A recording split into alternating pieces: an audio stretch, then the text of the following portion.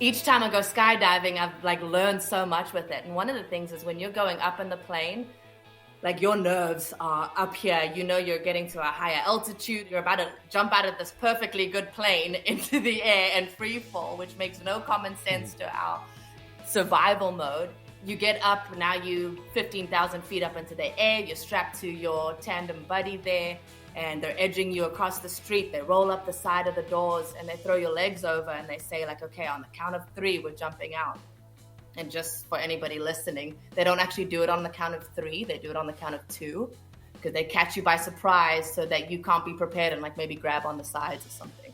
But as soon as I left that plane, the amount of just anxiousness or fear or trepidation or just nerves that almost overtook my body when I was sitting on the edge of that plane about to fall out were like to the point where you would grab on because just nothing in your natural body says this is okay.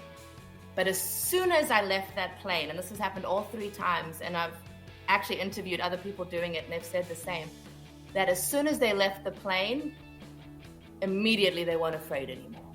And I don't know if it's because there's no option at that point, so there's no reason to be afraid. But I write the story in my book about how we only identify with fear when we still have something to hold on to. That's our safety. But as soon as we've let go of that space, fear doesn't actually exist. And it's such a beautiful thing. And it's such a beautiful space to be in, to have let go and be free falling in his grace and trusting him, because that's when he gets to show up the best. I mean, his power is perfected in our weakness, right? So when I let go, I see the most of him. I experience the most of him. And I realize that grace isn't a thing, it's a someone. That anointing on my life isn't something I carry, it's a someone. And experiencing grace and anointing as a someone is life-changing.